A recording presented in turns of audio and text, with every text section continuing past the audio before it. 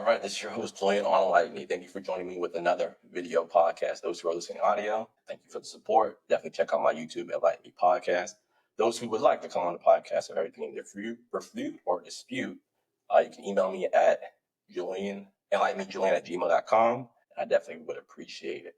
Thank you. Please rate, share, and definitely contact me and leave a comment as well on my Instagram now, Enlighten Me Podcast. And we have Ken back. How you doing, Ken? Good to see you, man. I'm doing good. I'm blessed. How are you doing? I feel good today. It's been a good day.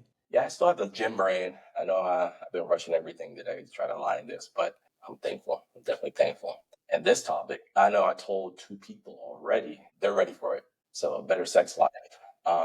So tell me, how do you encompass a better sex life? Because I know it's not easy. Well, the first thing we need to do is kind of dispel some myths. One of them is, if you're in a long-term relationship, you've got your partner, the one you've chosen to do life with, there's this belief that the relationship as a whole is at its best in the beginning, and then it goes downhill. And especially in the bedroom, things go downhill from there.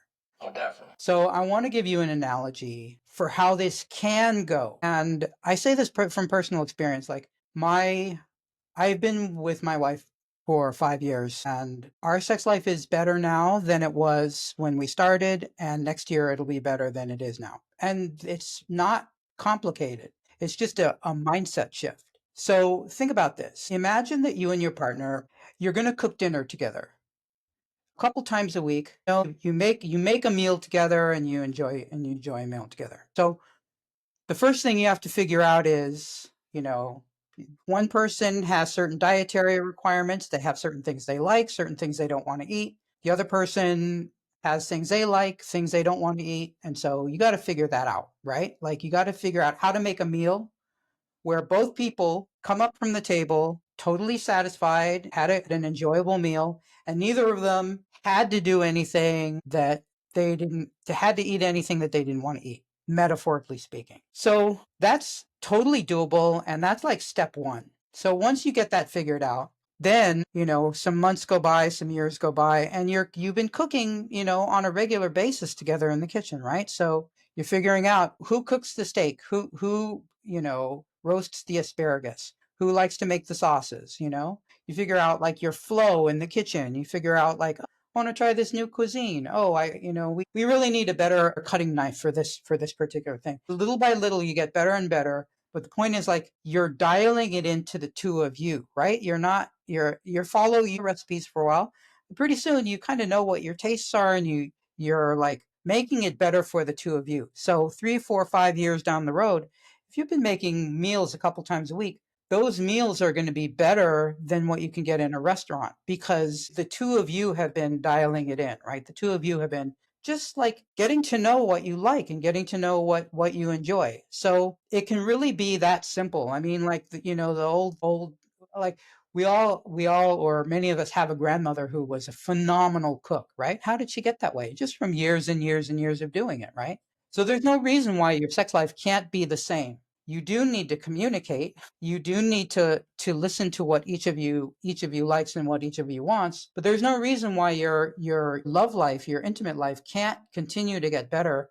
And the same thing with your relationship. Like I think I said this on the last one. I can't remember, but like I'm going to be getting to know my wife for the rest of my life. Like that's just my job as her husband. I'm just going to be getting to know, humans are the most complicated. The human brain is the most complex thing we know in the universe. So there's infinite to get to know this person. And so, the relationship can just continue to get better as far as I'm concerned. And, I have taught this for a while. I have clients who have been married. I was literally just today talking to a client who's been married now for 8 years. His anniversary is coming up, and he called it, we were just chatting, and he was like, I can't remember what my life was like before my wife. And so it's totally possible for not only your relationship, but for your love life to continue to get better if you approach it like you're chefs in the kitchen.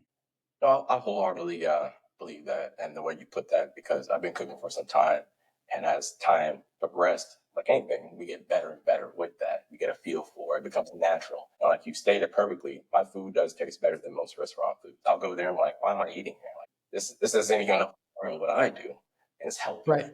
So definitely, it's a rhythmic type cycle with your partner, and I do think that is vital. I do think that vital. Why do you think, I guess, people get bored per se with this rhythmic type cycle? Yeah,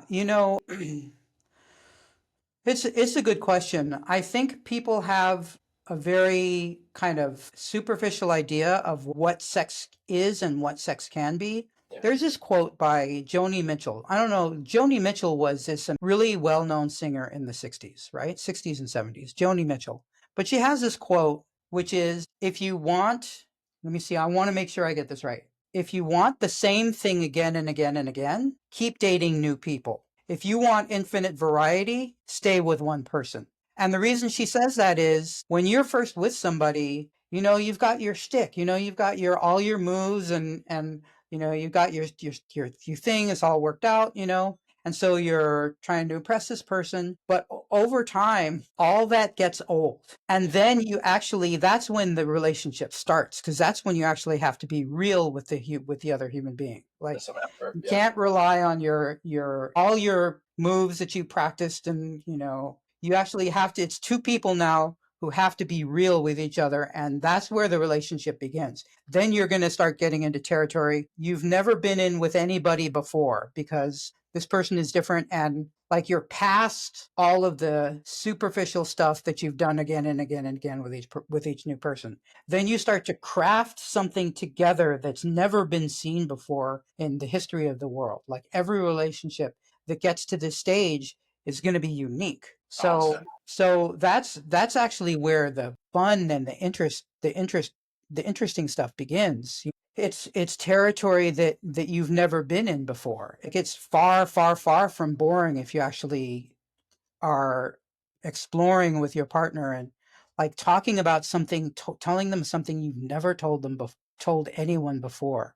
Or Yeah, yeah, it's just it doesn't have to be boring. Boring just means you've gone through all your playbook and you're done with your playbook, and now you want to find someone else to do the playbook with. That's yeah. all that means. But you know, the reason we're drawn to long-term relationships is there's some things you can only experience with someone after you've been with them for 5 years. Like, it takes that long to get to this place where you know each other so well. Like the best of relationship you can only have with someone you've been with for a long time, because you trust them, you know them, you're getting into deeper territory with them. Almost definitely. Yeah, no, I think, again, like you were saying, study your part, you're gonna get to know your wife over time, and those are the things and conversations that need to be had. They're, again, pivotal and vital to a healthy relationship. I don't think bringing up sex is a red flag. I couldn't really conjure that theory unless I'm like 21 years old again, but at this age, dating age, and the age I am now, 35, definitely is. I know I saw another myth, since we're talking about myths. Uh, should sex should always lead to an orgasm and be fulfilling? They said the Mhm. truth is connection, pleasure, intimacy matter more than performance or climax. How would you dissect that? Yeah. What an orgasm gives you Yeah, is relief from chronic arousal. So if you haven't gotten any in a while, or you're not getting much, what happens in the moments after an orgasm is, for a few blessed minutes or a few hours, you don't have that drive in your body, that chronic unmet need. You have relief from it, right? yes, So if you're having sex rarely or not very often, then you're going to want to end with an orgasm. If you're having sex frequently, like, it's really nourishing and fulfilling and really enjoyable and sensual and a full experience, it's not really about the orgasm anymore. It's actually about the complete experience. Like, flirtation feels good, right? A makeout is thoroughly enjoyable. Penetration and sex without having an orgasm can be super pleasurable if you don't have the scarcity, right? Like, you can sit in that desire. And also, like, if you have sex and you don't, and neither of you climax, you can still feel that juice. You go into the day and you're like, oh, we're going to continue. This is a continuous experience, right? yeah, This orgasm is following a narrative arc that's going to last a week or oh, a yeah. few days or over the course of today and tomorrow. It's like we took a break. We went to work, we came back, the juice is still there. Like, you can really juice your relationship by not climaxing. Now, I do think, like it is what is true is that often the woman in the relationship will get shortchanged in sex. So it's a lot easier for a guy to climax, and it's quite often that the woman kind of gets shortchanged. That does need to change, right? He needs to actually be able to give her as much pleasure. It needs to be as pleasurable for her as it is for him, and he at least needs to know how to bring her to an orgasm whenever they both want that to happen. Do you know what I mean? But it doesn't have to happen every time. Sometimes I climax, sometimes my wife climax. But what we've been enjoying a lot lately is when we both climax at the same time. So that's a really fun experience. Yeah, that's chef's kiss. No, Yeah. But I know. Oh, go ahead. I'm sorry. yeah, there's one more thing I want to say about this. Yeah. The big risk is when um you after you've had really, really, really good sex, the next sex you have is at risk of you judging it, right? Like, oh, this sex wasn't as good as the last one. Do you know what I mean? Yeah. So you have to realize that your body never gets it wrong. Do you know what I mean? Like your body just like sometimes it's amazing. Sometimes your body just doesn't want to go there. And then here we are judging our body for not wanting to perform, or hey, why didn't you climax for me? Do you know what I mean? Like her orgasm becomes a performative thing for him, right? So we need to get rid of all that and just trust that your body is doing the right thing, right? It might not want much today and it might want a lot tomorrow. And if you honor that and say, my body never gets it wrong, then it will always be good. Like my wife and I always get it from sex saying, that was a good experience. That was a fun experience. We enjoyed it. We enjoyed each other. Doesn't always involve climax, doesn't always involve penetration, but we always have a good time. But what helps with that is that we don't judge what our body tells us it wants today. That makes sense? Yeah, it makes perfect sense. I know we've been fed that lie, especially to retract a little bit, that men do. I think the average man finishes or can last 2 to 3 minutes. That's average, I think, 2 to 3 minutes.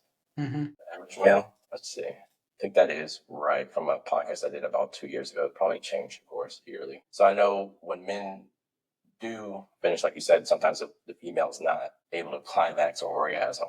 So the man has to perform again. And I think maybe foreplay and things of that nature can lead up to a stronger orgasm or a sooner orgasm, per se. I wouldn't know how exactly to verbalize that. Yeah. You should be able to pleasure her before you enter her. If that works well for you guys, like try that. And if that works well, then do that. Yeah. You might be able to pleasure her up to the point where, like, if you know that you last 3 minutes, then get her 2 minutes away from her own orgasm before you enter her. Do you know what I mean? Like you can work it out, or pleasure her afterwards, whatever she enjoys and whatever feels good to the both of you. Do you think your audience would want to hear some advice for guys who feel like they finish before they would want to? Yes. Lay it on. We can get dirty down and nasty with this thing. Great. So there's a few things you can do. One is, if you notice when you after you ejaculate, there's this period of time during which you can't get hard, right? It's the refractory period, right? Like that's it, you're done. You're not going to get it up. But then after that, there's another period where you can get an erection, but you're not going to climax very quickly. Okay. So there's two things you can do. You can have a lot of sex so that when you show up, you're still in that period of the refractory period where you can get hard, but you're not as prone to coming as quickly, right? If you have a lot of sex. Or you can masturbate. Like if you know tonight's the night, right? Like tonight's the night. Yeah. Okay. But where like after I climax for this many hours I can't get hard, but then for this many hours I can get hard and I can stay hard. Like we can have sex and I'm not going to come that quickly. So if you know tonight's the night, then masturbate to time that refractory period so that you are in the optimal shape for having sex. That's one thing you can do. Another thing you can do, this is going to sound really, really weird. Let's do it. That's right. When you're having sex, there the the human brain, and this applies to animals too. This goes to research into animals equivalent of emotions, right? They have fear, they have rage, animals, right? Like they will rage when someone attacks their children or something like that. They have disgust, like we do, like ew. They have playfulness. They have a few basic emotions that all mammals share, right? So if you and they are mutually exclusive. So you can't be afraid and joyful at the same time. You can't be disgusted and aroused at the same time. So it's a different region of the brain that gets activated, and it shuts down the regions of the brain for the other feelings. So if you're having sex and you feel like you're going to come too soon, think about something disgusting and your body will back off from climaxing. Whatever disgusting means to you, like think about a horror flick that you saw where something really nasty happened, or just imagine something that is really gross or nasty to you. Yeah. Just think about that while you're having sex, and your body will shift it, and you can use that. Like at first that's going to be weird, but after a while you can use that technique to learn to be in control of your climax. So I can think myself away from a climax and I can think myself towards climax. So would you say it's more mental than physical? I would say that it can become more mental than physical. I would say that it can become that way.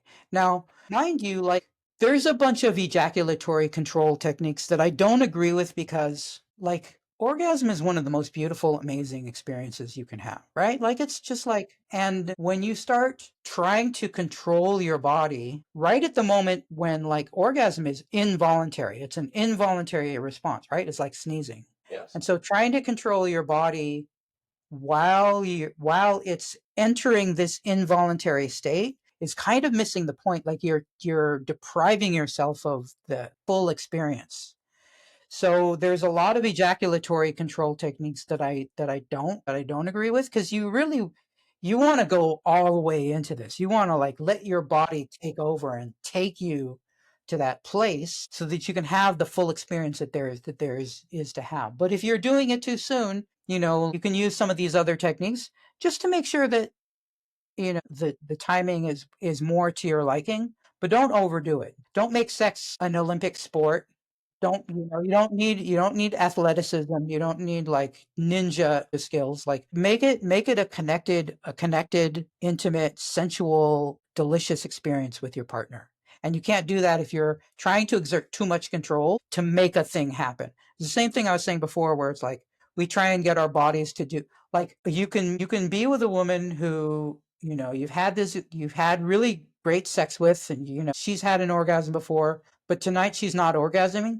Don't start treating it like there's something wrong. Like don't start saying this is what your body should be doing and it's not performing for us. It's not performing for me or for you. And I'm angry at your body for not having, why, Yeah. like, why are you holding out on me for not, no, don't do that. Yeah. Let the body tell you what it wants today. Yeah, no, I think that's where communication comes from, especially, well, both sides, actually. I take that back. If you're not communicating one's desires and needs, I think that was the next question. It was going to move over to sex shouldn't be an uncomfortable conversation, and you should express your desires and boundaries of what you will do and what you won't do.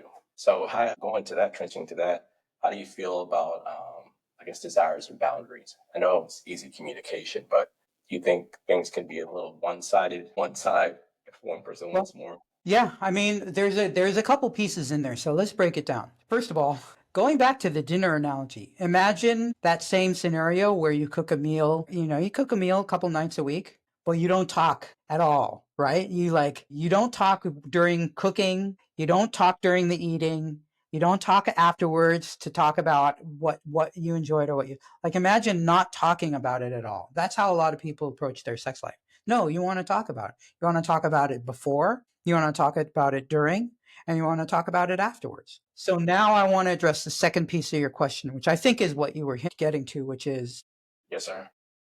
no two people are going to have the same, like identical desires, right? To your one person's going to enjoy one kind of thing, another person's going to enjoy another kind of thing, and there might also be like a difference in the amount of sex you want to have. So let's say First of all, let's get one thing out of the way. If it often happens that couples come to me and like she says, I want the sex to be better. He's saying I want the sex to be more frequent. She's saying I want the sex to be better. So what I do in that situation, I say, hey, look, the sad truth is that the sex is that much better for you than it has been for her. And you actually have to make it as good for her as it, you have to make it good enough that she actually, like if you make the sex good for her body, like somatically it feels good to have sex and you prioritize that, then she's going to want more of it.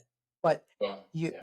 it might take 10 times the amount of work than what you've been putting in. And believe me when I say it's worth it, because a woman who likes sex, enjoys sex, wants sex, is pleasured by sex, is going to be so much more enjoyable for you that it's worth you putting the time in. So that's one scenario. Another scenario is where just the sex seems to have died.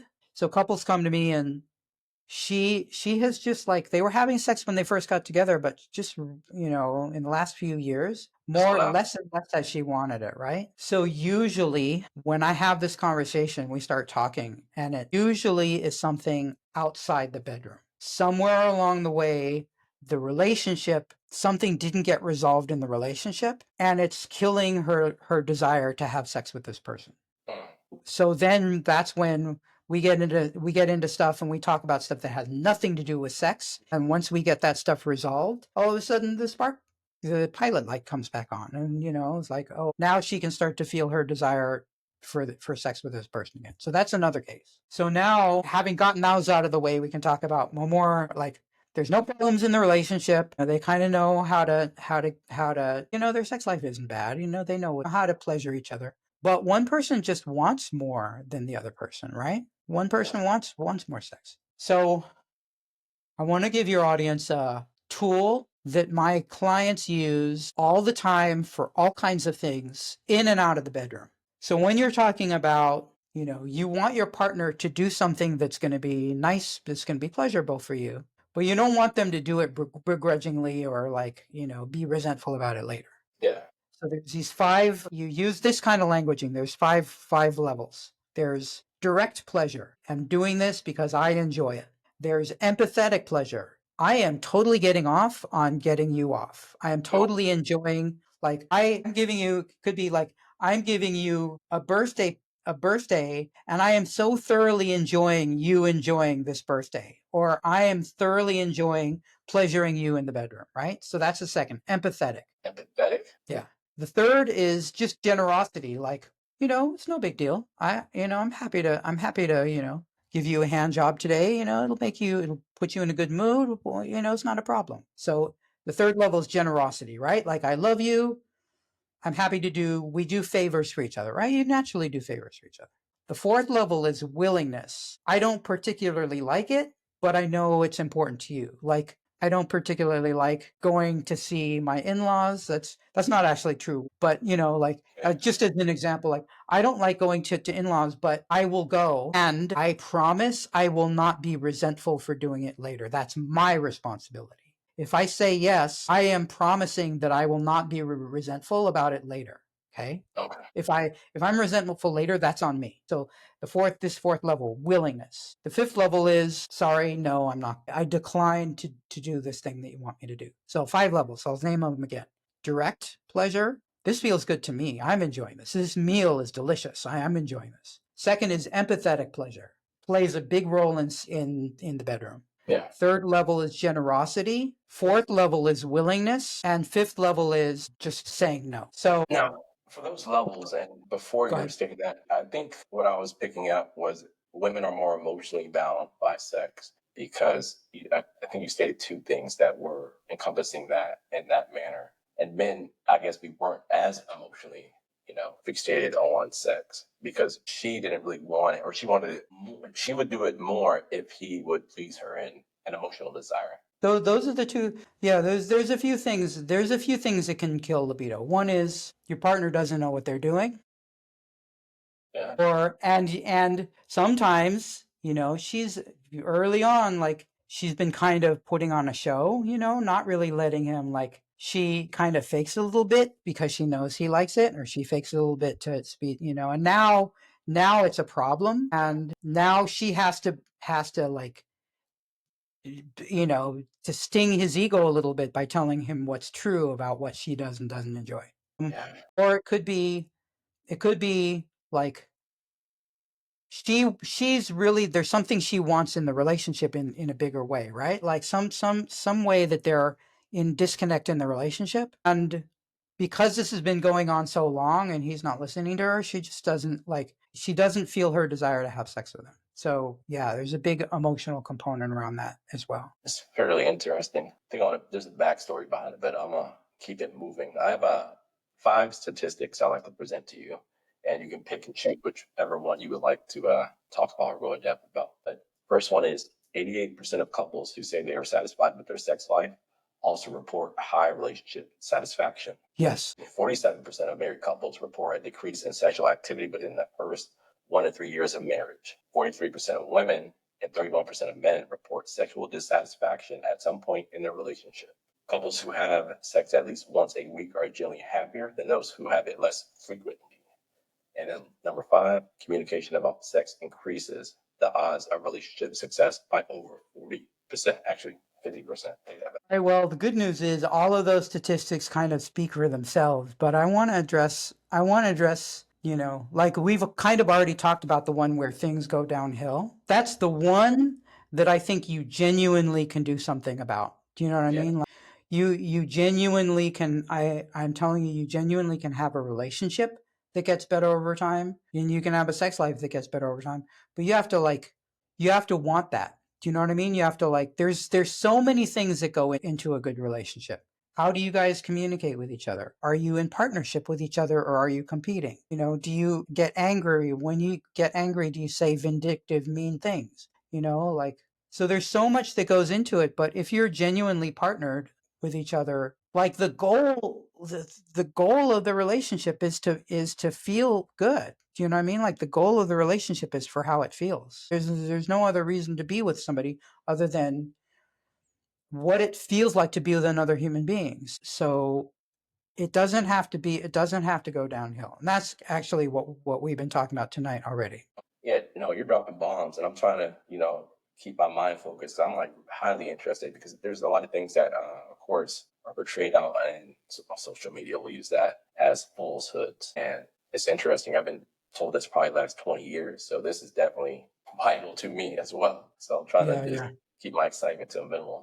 What about bedroom breakthroughs? Is there any tips in the bedroom, which you already gave plenty of them actually, but would you say anything else that we probably missed or didn't cover? Well, I want to actually kind of complete the thought on this 5 levels of enthusiasm, Yes. right? So here's my rule, especially so when it comes to penetration, like genitals rubbing on genitals, right? For that, you both need to enjoy it. He needs to be able to get an erection. Like, there's all these requirements for it to go well. But if you're just talking about giving one person pleasure, you can easily do that. Hand jobs are amazing, right? Hand jobs are just exquisite. Going down on someone, it can be great. Do you know what I mean? Like, those can be full on complete experiences. They don't have to be foreplay. That can be the complete experience. You can get masterful with your partner's genitals, and they can get masterful with your genitals, and it's a complete experience. So you really only need, like, direct and pleasure, empathetic pleasure, generosity. All you need is enough generosity and goodwill towards your partner to make sure they get up, having gotten off, if that's what they want that day. Do you know what I mean? So the only thing I would advise against, and this is especially important for women, I have a rule for my wife, and I have a rule that I give to my clients, which is her genitals are never going to do anything that her genitals don't enjoy. So I don't want her going into willingness to have sex with to get on top of a guy. Like, if it's at the level of, like, generosity or willingness, do it some other way. Don't use your genitals. You should only use your genitals for your pleasure, and she should only use her genitals for her pleasure, right? She shouldn't use her genitals for his pleasure. She should use any other part of her body for his pleasure if it's not something she's enjoying. But, like, if her pussy isn't enjoying it, it shouldn't be engaged. Just go use some other part of your body to pleasure your partner. That's my rule. For your crotch is for your pleasure. And so if you're having sex, you're paying attention to your pleasure and your partner's pleasure at the same time. Yeah, no, that's definitely huge. Yeah, because I think that could build resentment over time, especially your opposing factors. Where I don't know where that could lead to. I've never been that far, but it's definitely an Yeah. interesting thing. I never heard it put that Well, way into notes. I'll tell you, couples that implement this, that stick by this, their sex life gets consistently better. I can make that as a promise. What is something that I you're seeing reoccur? I'm sorry. Go Go ahead. ahead. What is something you're seeing reoccurring that probably sparked within the last year or so, 2025, that probably wasn't a factor or a major problem that was in 2024, 2023? I mean, there's a lot of misogyny out there right now, like I don't know if you've seen this amazing Netflix series called Adolescence. No, I haven't seen it. It's only been out a couple months, but it's already the third most watched show in Netflix history. It's a British miniseries. It's not the kind of thing you would expect to be popular, but what it's talking about is the impact of the manosphere, toxic masculinity, the impact of that on a British middle school and the ripple effects, like the devastating ripple effects. And it's so well done. It's so well done. It's really earned, like it's not the kind of thing you would expect. It would never be made in the US. It's just not the way we make movies. It's more subtle, it's more deep and profound and just disturbing and thought provoking. Like it sparks conversations and it really shows how a lot of the misogyny is percolating down into the younger generations and really seriously fucking them up. So my job actually this year has gotten much harder because when I am coaching a couple, it's often the case that I'm asking him to do very difficult things. I'm asking him to have breakthroughs that he didn't think he just thought he could be a provider. What's the big deal? I'm a product. Your emotions, your job is to be in charge of my emotional well-being. My job is to bring home the bacon, like, and I often end up telling guys, no, yeah, there's actually things she wants from you that go beyond what you've been trained by society that you need to do. I can help you learn how to do those things, but it's going to be hard work. Like this relationship can be so much better, the sex that you're having can be so much better, but there's things that nobody told you you actually have to be good at. Well, that message is much, much harder for me this year because there's a lot more noise out there about going back to tradition. Now, mind you, if you have a traditional relationship where he's the breadwinner, she's the homemaker, she takes care of the, I have no problem if it's working. If Yes. it's working well.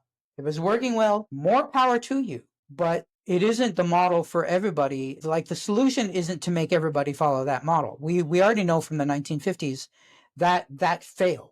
But that message is coming on strong right now that that is the route to go. And that is what I'm battling these days in the socials and in when I talk to potential clients, like they have to be open to, you guys are unique individuals. We're going to craft a relationship that's unique to the two of you. And like my wife and I, some ways we fit the traditional model and it's fine. Some ways we are the opposite of the traditional model. There's things she does that we're usually done by the man, and that also is fine. And there's some ways that we don't actually fit the model either way, and that's fine. Do you know what I mean? But we have a good relationship because we're not trying to prescribe that. And it's that prescriptiveness that's like starting to be a problem these days. I wholeheartedly agree with that. Even on Facebook and Instagram, I see a breakup reel or something about a woman or a man, whatever it may be. You hear the younger or the older gentleman telling younger men, and if all you need to do is provide, profess, and protect, and some one other, whether P or something, I don't know, like that. And I think that's the bare minimum. They don't go with what it entails, being emotionally available, emotionally intelligent, and things of that nature. So men just, I think we're overcorrecting with what we should be doing if they want a traditional household, but it is so much more to it. And again, this clickbait or these little captions, people just take that and run with it. We're doing, or actually doing. But people like you are giving me hope, definitely giving me hope, and I'm hopefully, glad. yeah, I'm glad. Yeah. yeah. Right on. Do you The think? other thing before we leave that topic, there's one more thing that comes to mind, which is the amount of anger that's out there. Really? There's more. That's new. And like the word misogyny means, like, the literal definition is hatred of women. And a few years ago, that's kind of extreme. I wouldn't say, no, there are guys out there now that overtly hate women. They're angry at women because because what they have come to believe they're entitled to, they're not getting, and women are shortchanging them for not.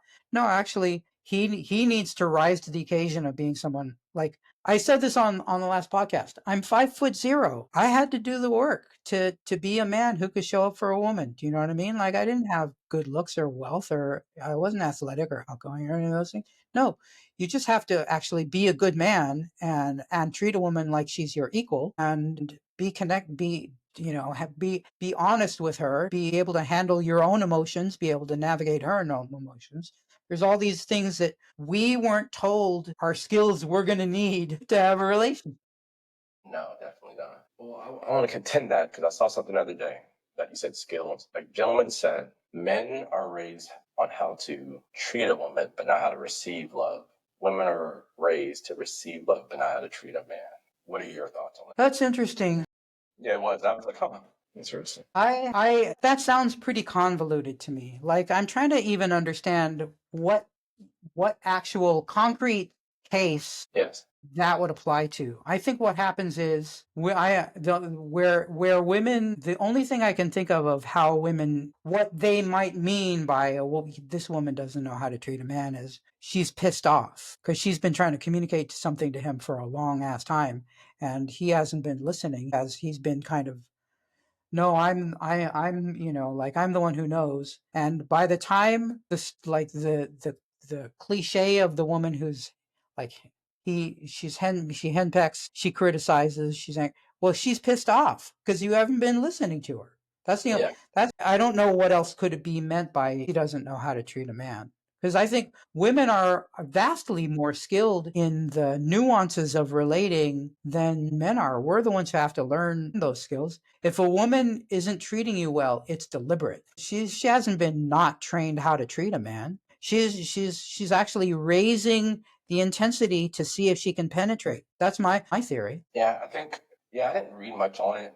I just thought about it. I was like, okay. It reverted me back to, men don't show emotion when they get older as much. So I wonder if they are, I guess, the catalyst of that, they are holding in emotions and possibly hatred for women as they grow older because they really don't know how to articulate their feelings. But that's a whole other subject. But I will go back and caveat off of, I'm sorry. Unless what's meant is, like, the way to treat a man is to treat him like the king and you're the servant. That could be what that means. She doesn't know how to treat me like I'm the king of the household, and she's supposed to be barefoot and pregnant, and making me a sandwich. That could be what that person meant by how a woman should treat a man. That could be what it means. If that's the case, then like you were saying, you have to step up to the plate, and a lot of people want to do the work because it's work. You got to put in. They're challenging you to be the man that you're supposed to be, that you say you're going to be, and you're acting like you're going to be. But if you're not putting in the work, I mean, yeah, a woman's not going to follow you. I don't know, simple math to me, but not for everybody else, I guess. Yeah, no, I do see on short end when I was a drill sergeant, a lot of the I put a female in leadership, fair, and I had a problem. I started noticing it later on, probably like halfway through the year. They didn't really listen to her, and I pulled them aside, like, what the fuck's going on? Like, I put her in charge. You have to listen to her, and a lot of them said they weren't used to a woman ever being in a power position. So I started ruminating on it, like, wow, I didn't think.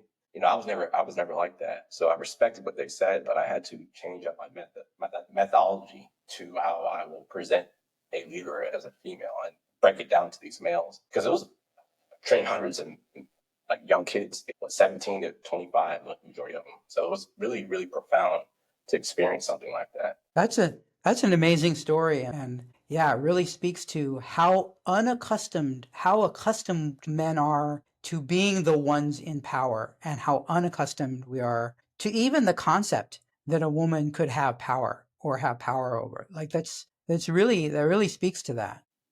Yeah, that made me think a lot. It's military. You conform to it, it doesn't conform to you. So that was just one of my little theories and science experiments throughout the remaining of the year. Can you say a little bit about what you ended up doing differently? I had to sit them down and kind of go around it to get directly to it. The following cycles, because we did cycles, 10-week cycles and things like that. But no, I did hammer down per se a little bit more. When the males, I pulled them aside and was like, hey, like, I don't know what the disconnect here is, but you will, I'm trying to curse because drill sergeant me, but you will follow what I do and what I say. I don't care who's in the position. It can be an elderly lady that's 80 years old. You're going to listen to whoever I put in that position. No ifs, ands, or buts. Or we have a problem, and they didn't want any problems. After that, they started abiding it by it. But it was weird because they would help individuals out, but just not in a leadership position. It was really fascinating. The females needed help; they would help her, but if she's in power position, they wouldn't listen to her. So I was like, oh, Yeah, it's interesting. yeah. Is there anything else you'd like to present? Because this is definitely one of the most informative podcasts I've done in quite some time. No, I think we covered a lot of ground. I'm sure, like, if your audience has questions, or like if they want to do a Q&A, or just want to shoot some questions our way for another podcast, I'm happy to answer. Y'all heard that? Please shoot me some Q&As. If you have something that you would like for us to discuss, definitely bring that up to our attention. Again, you can email me at Enlighten Me, Julian, if you want. And that's it. We're going to sign off. Y'all have a blessed night. Thank y'all again for listening. Please rate, share, and subscribe. Thank you.